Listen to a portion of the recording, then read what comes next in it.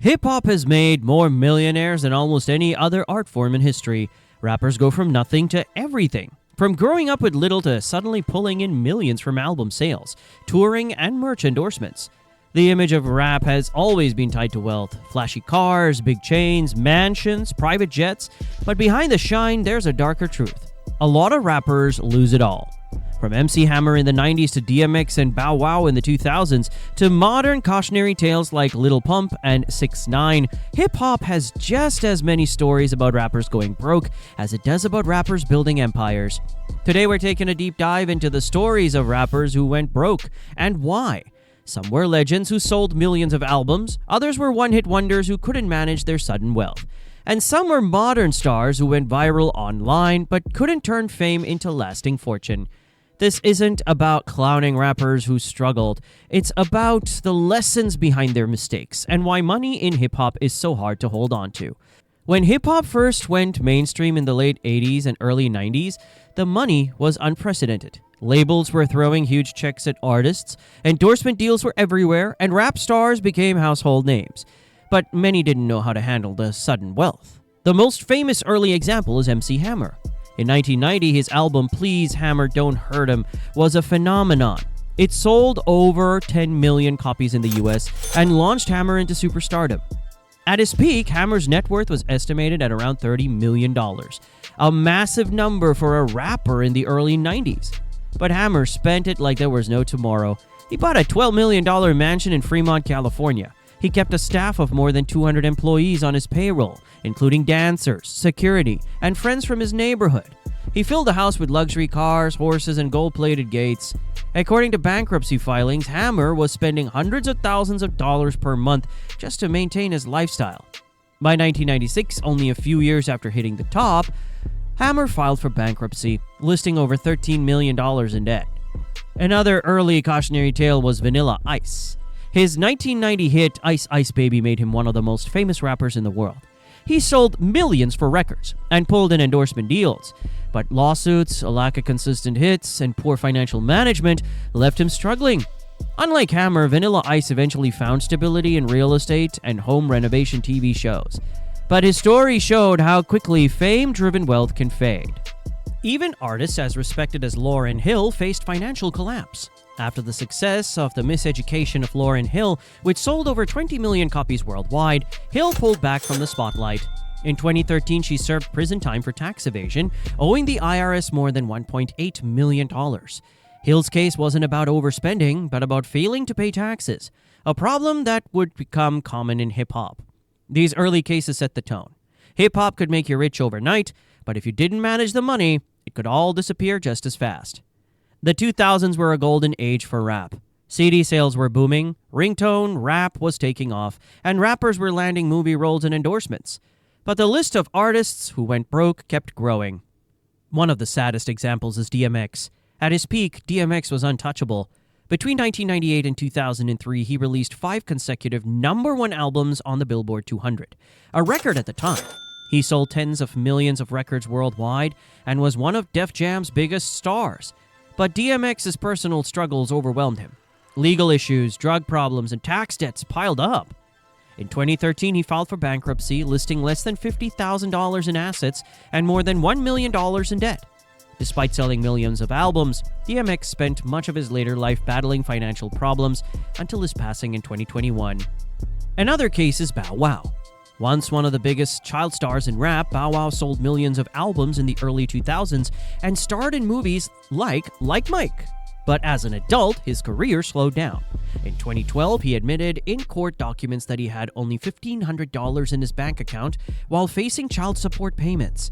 Bow Wow later said he had money tied up in other investments, but the image of a former teen superstar admitting near-broke status shocked fans. Scott Storch, while technically a producer, deserves mention here because his story is legendary in hip-hop.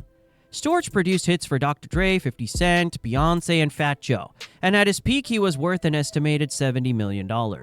But he spent it recklessly, buying over 20 luxury cars, mansions, private jets, and blowing millions on snow. By 2009, he filed for bankruptcy, listing almost nothing left. His fall from riches to rags was one of the most dramatic in the industry. Since then, he has gone on record fighting his way back with smarter financial decisions. Then there's T-Pain. At the height of his career, T-Pain admitted to making around $40 million and losing it all.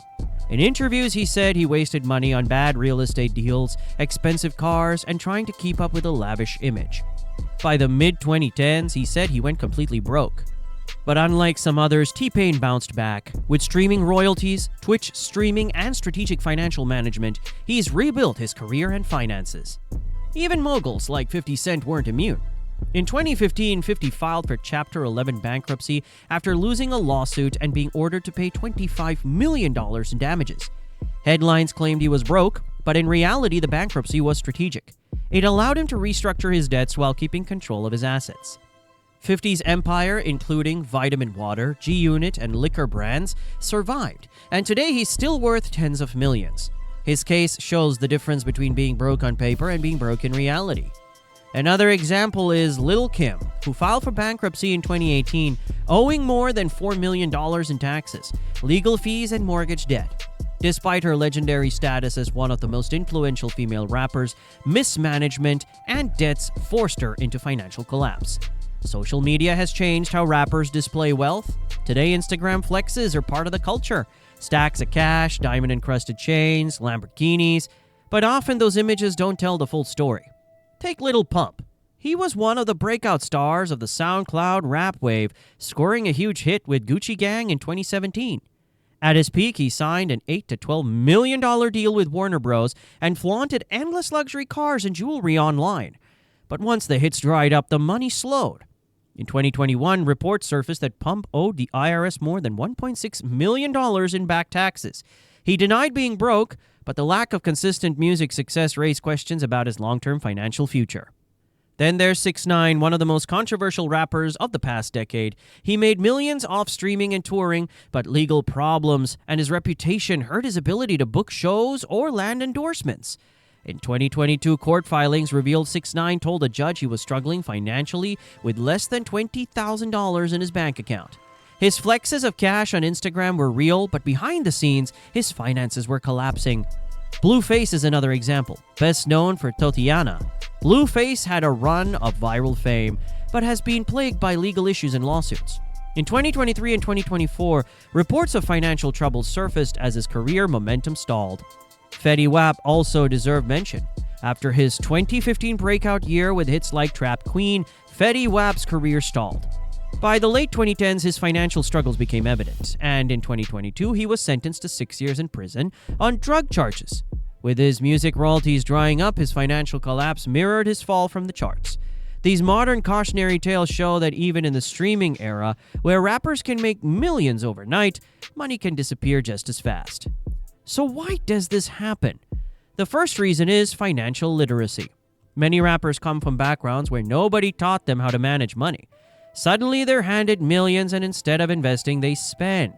The second is lavish lifestyles. Rappers are expected to flaunt wealth, mansions, cars, jewelry, entourages, but those expenses are hard to maintain when music sales slow down.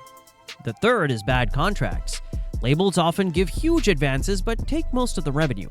By the time recoupment clauses kick in, rappers realize they don't own much of their own work. The fourth is legal troubles. The IRS, lawsuits, and criminal charges have drained the fortunes of countless rappers, from Lauryn Hill to Lil Pump to 6ix9ine. And finally, there's the culture of flexing. On social media, rappers show wealth they don't always have. That pressure leads to overspending to maintain an image. Not every rapper goes broke. Some build empires. Nas invested early in tech companies like Ring and Coinbase, making tens of millions. Rick Ross turned Wingstop franchises into a fortune.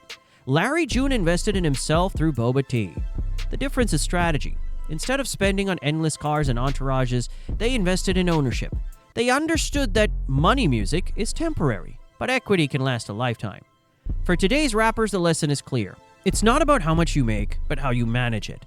Hip-hop has created incredible wealth, but it's also created some of the most dramatic financial collapses in music. From MC Hammer's $30 million downfall to DMX's bankruptcy, to Lil Pump and 6ix9ine struggling with tax debts and legal bills. The cautionary tales are everywhere. The stories are powerful because they're real. Success in rap can come overnight, but if you don't plan for tomorrow, it can all vanish. So what do you think? Which rapper's financial collapse surprised you the most? And who do you think has done the best job building long-term wealth in hip-hop? Like this video if you want me to do a part 2. There are more rappers who lost it all, and some who managed to bounce back in ways nobody expected.